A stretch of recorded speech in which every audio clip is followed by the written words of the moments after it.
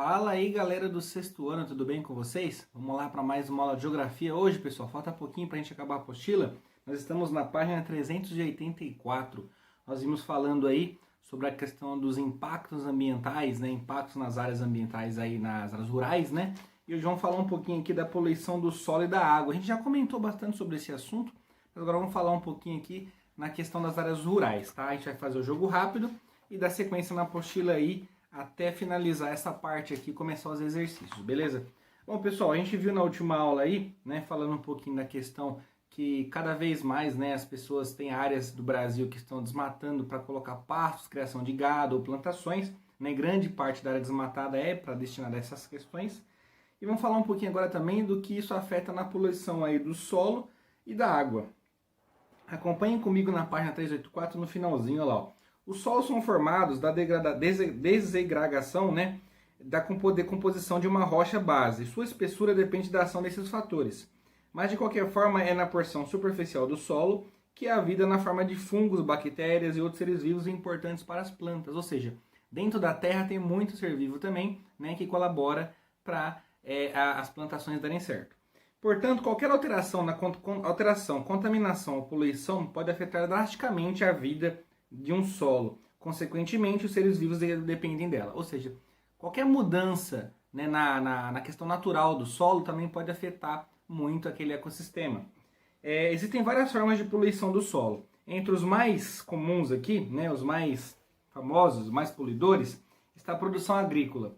Como vimos, após a segunda metade do século XX, com o início da Revolução Verde, tivemos mudanças significativas nas formas de produção agrícola, e os agrotóxicos, fertilizantes, passaram a ser utilizados com maior quantidade.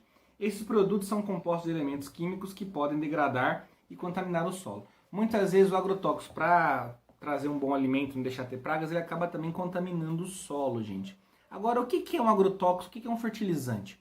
Vamos entender um pouquinho disso aqui na página 385. O que são agrotóxicos e fertilizantes, pessoal? São produtos aí, são utilizados na lavoura para eliminar ervas daninhas, insetos, né, e doenças que atacam as plantações. Já os fertilizantes, né, são substâncias utilizadas para o solo garantir os nutrientes necessários para a prática da agricultura. Ou seja, o agrotóxico é para evitar doenças, ervas daninhas, evitar bichinhos ali, tá atrapalhando a vida do nascimento da planta. Já o fertilizante ele é para enriquecer essa planta, tipo uma vitamina para a planta, né? Ele fertiliza mais o solo, né?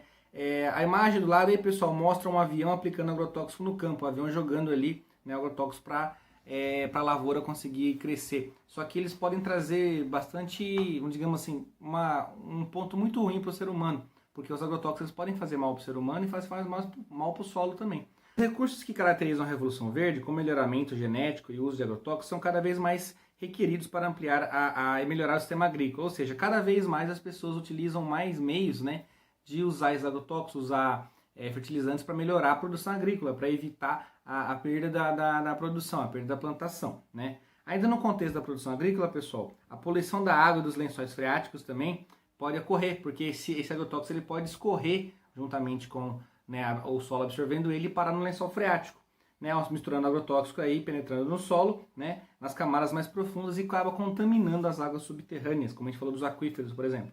As águas da chuva podem escoar superficialmente e se contaminar com agrotóxicos, né? Essa água contaminada, pessoal, chega até os rios, provoca mortandade de peixes, pode matar os peixes, né? E além de comprometer os recursos utilizados nas diferentes populações ao longo dos rios, ou seja, acaba prejudicando a vida de todas as pessoas que dependem dessa água para viver. Por isso que tem que ser tão fiscalizado o uso de agrotóxicos, ver a área que está utilizando, ver o tipo de agrotóxico, ver se pode utilizar ou não, né? Que podem fazer muito mal para o ser humano. Bom, com base nisso, pessoal, vocês têm agora duas questõezinhas no jogo rápido. Tá assim, ó. Explique o aumento da produção agropecuária e da economia relacionada a esse setor, né? Leva o maior número de áreas desmatadas. Ou seja, por que a agropecuária leva um número grande de áreas desmatadas? Por que a agropecuária está relacionada com o desmatamento? Explique nessa questão. Questão 2. Como pode ocorrer a contaminação do solo e da água por meio do uso de agrotóxicos? Essa aqui está logo em cima do texto aqui, pessoal. Vamos olhar e responder essa questão. Bom, o Você no Brasil, pessoal, é um trabalhinho sobre Pernambuco, né? Desertificação e salinização no sertão de Pernambuco. Esse trabalho está marcando como trabalho em grupo, mas não precisa fazer trabalho em grupo, tá, pessoal? Como nós estamos aí na reta final, né? A gente fez trabalhos, né, muito bons, digamos, durante o ano, mas todos individuais, então isso aqui vai ser diferente. Vocês vão fazer esse trabalho individual como pesquisa, tá? Não precisa fazer, né, em grupo. Façam uma pesquisa sobre a salinização do sertão pernambucano, né, e a desertificação, de acordo com o que está pedindo aqui na apostila, mas individual, apenas como pesquisa, né? Você pesquisa sobre o assunto e pode mandar para mim por WhatsApp o que você pesquisou, que eu vou estar dando a pontuação para vocês, tá? Aí, pessoal, na página 388, você tem um pouquinho sobre o que é erosão. O que é erosão, pessoal? Né? Vamos falar um pouquinho de erosão. Erosão é um fenômeno muito ruim que acontece aí na natureza, né? E devido também à ação humana. Vamos entender um pouquinho, né? O desgaste do solo. Quando o solo fica desgastado, né? Ele acaba abrindo buracos enormes, né? Uma imagem de erosão aí de uma vossoroca, né? É quando o solo fica enfraquecido. Vamos falar um pouquinho, ó. Outro problema ambiental que envolve a produção agrícola é a erosão do solo. A exposição do solo em razão do desmatamento e de sua vegetação natural. Somada aí às atividades agropecuárias potencializa o desgaste. Porque quando você tem a vegetação natural, pessoal, as florestas naturais, a vegetação natural da região, né, ela meio que ela segura o solo, né? A raiz das árvores ela segura bem o solo. E quando você tira essa vegetação original e coloca outro tipo de vegetação ou desmatamento apenas para, né, pastagem, tudo, você prejudica a exposição, né, do solo, ele fica muito exposto. Dessa maneira, o solo fica enfraquecido. Como acontece isso? Ao ficar exposto pelo desmatamento, o solo é carregado pela água e das chuvas, né? A chuva vem, a enxurrada vem, leva essa terra embora. O processo de erosão faz parte da dinâmica natural da transformação da superfície terrestre, ou seja, é normal a erosão. Realmente as partículas das árvores mais altas, com a chuva elas vão indo para a parte mais baixa. Só que a vegetação segurava ela, né? Porém, atividades humanas, como a agricultura, pecuária, podem acelerar o processo. Em estágios mais avançados, a erosão pode formar vossorocas. O que são as vossorocas, pessoal? Olha na imagem da página 388. Essas imensas crateras que se abrem no solo. Aqui tinha uma plantação, uma área foi desmatada. Olha o tamanho do buraco que abriu aqui, ó. Isso aqui é chamado vossoroca, tá? É digamos que uma ferida aberta na terra, né, devido à água das chuvas, né, e o desmatamento. Bom, resultado que a gente vai falar mais aqui, ó. Resultado da soma de fatores naturais, tais como a presença de chuvas abundantes, regiões de clima úmido, solos pouco estáveis ou arenosos, né, meio areia o solo, com desmatamento para atividades agropecuárias, a erosão é responsável pela remoção do solo e dos nutrientes, deixando o solo enfraquecido. Ao serem transportados, pessoal, os sedimentos, além de levarem consigo nutrientes do solo, né, podem chegar aos rios e acumularem em sua extensão, provocando assoreamento. O que é assoreamento? É quando o rio, digamos que ele vai perdendo a profundidade, vai enchendo de terra no fundo do rio e o rio vai ficando mais largo, né? Isso é chamado de assoreamento, caso ele não tenha mata ciliar preservada. Já falou disso aí na unidade anterior. Então, pessoal, esse processo é muito ruim, porque ele além de prejudicar a área da área verde, ele prejudica também os rios, tá bom? Esse processo, pessoal, pode causar alteração na vida aquática, né? Já que carrega consigo elementos como partículas do solo, matéria orgânica e até mesmo agrotóxicos, né? Que podem contaminar a fauna e a flora dos rios. Ou seja, você prejudicando o solo, você também prejudica os rios. Consequentemente, afeta todo o ecossistema da região, né? Observe o esquema a seguir que mostra a relação do desmatamento com a erosão e assoreamento. Ó, pessoal, tem até um esqueminha pra gente ver, ó. Processos que levam ao assoreamento. Prejuízo aqui, ó, começa o desmatamento vai causar erosão, a erosão causa o assoreamento. O assoreamento tem a água turva, tratamento mais caro, né? Prejuízo na qualidade de abastecimento da água. A água fica muito mais difícil de chegar na casa das pessoas. Né? Mudança no curso dos rios, os rios com assoreamento, os rios vão ficando cheios de terra no fundo dele. Então o rio vai ter que ficar, a água vai ter que ir para algum lugar, a água vai para os lados. Né? Pode causar alagamentos em certas áreas, né? Mudar totalmente o curso dos rios, tá bom? E tem ainda, pessoal, o processo de desertificação. Isso acontece nas áreas que chove pouco, né? Mas também devido ao quê? Devido ao mau uso do solo. Olha lá, ó. A desertificação, pessoal, é um processo que intensifica a aridez e a perda de fertilidade natural do solo, acarretando a diminuição da capacidade produtiva. Pode ocorrer em climas áridos, né? Semiáridos ou subúmidos, né? Regiões como o do Nordeste brasileiro, pode acontecer isso. Esse processo decorre da intensificação de atividades humanas e de fatores naturais, como mudanças climáticas. O que é desertificação, pessoal? Quando planta muito naquela área e não deixa a natureza se recuperar, digamos que ela vai perdendo fertilidade no solo. Chega uma hora que aquele solo fica arenoso, fica fraco, ele não tem uma utilidade nenhuma, ele fica deserto. Deserto que eu falo assim, ele não tem mais vida. Aquele solo não consegue mais produzir vida ali, vegetação, né? E fica um solo muito seco, desertificado.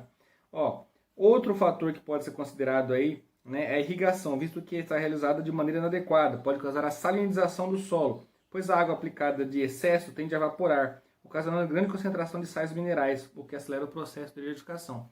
Quanto mais salgado, mais, digamos que mais tiver mais sais minerais no solo, né, e você jogar água em excesso ali, não tiver o cuidado, isso vai deixar o solo mais salgado e vai deixar o solo menos fértil possível ali. Olha lá, o tal processo acarreta, né, na redução das áreas agricultáveis e, consequentemente, a redução da produção agrícola e ampliação de fluxos migratórios, ou seja, as pessoas ficam sem a terra produtiva para plantar e acabam tendo que migrar para outros lugares.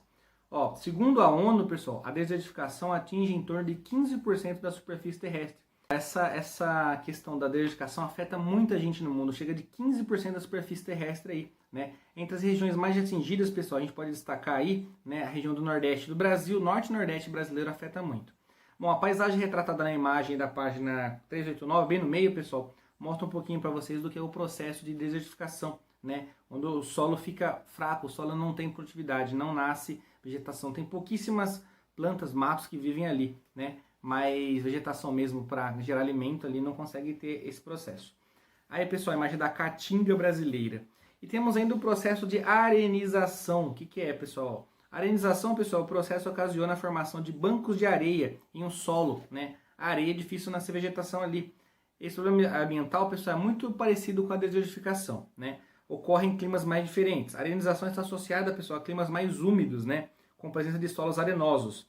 Essas áreas, né, conforme retira a parte vegetal, a cobertura original, né, digamos, a parte natural, né, aí para fazer a parte agrícola, né, fazer a plantação de vegetação, plantação, né, para o ser humano ter agricultura, acontece o que, pessoal? O solo fica exposto e favorável ao transporte de partículas mais finas, o solo, a argila, né, a arenização está ligada à argila, o solo arenoso, né, e pela água da chuva. Aí nessas áreas mais úmidas, diferentemente da desertificação que acontece mais no Nordeste, Norte do Brasil, a arenização pode ocorrer mais no Sudeste, né? Sul e Sudeste. Por que lá, pessoal?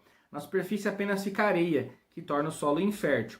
Para evitar esse processo, é necessário a preservação da vegetação, o uso de técnicas de cultivo aí específicas na região. O Brasil, a arenização acontece muito no Rio Grande do Sul, onde as condições climáticas e os solos, as práticas agrícolas favorecem a ocorrência aí do problema. Ou seja, a arenização deixa o solo tipo, igual a argila, né? Ele fica sem produtividade, né? As pequenas partículas se misturam com a água ali, né? Então, ele solo fica dessa maneira que a gente está vendo aí, ó. A área de arenização do Rio Grande do Sul, pessoal, uma área que perdeu, né, fertilidade. Bom, pessoal, com base nisso que eu expliquei para vocês, agora vocês têm os exercícios, tá? Mas o exercício eu vou explicar na próxima aula para vocês finalizarem. Próxima aula eu explico os exercícios, aí na outra a gente corrige e a gente encerra a apostila, tá bom? Então, paramos aqui na página 389, anotem aí, 389, beleza, pessoal? Obrigado pela atenção, até a nossa próxima aula de Geografia.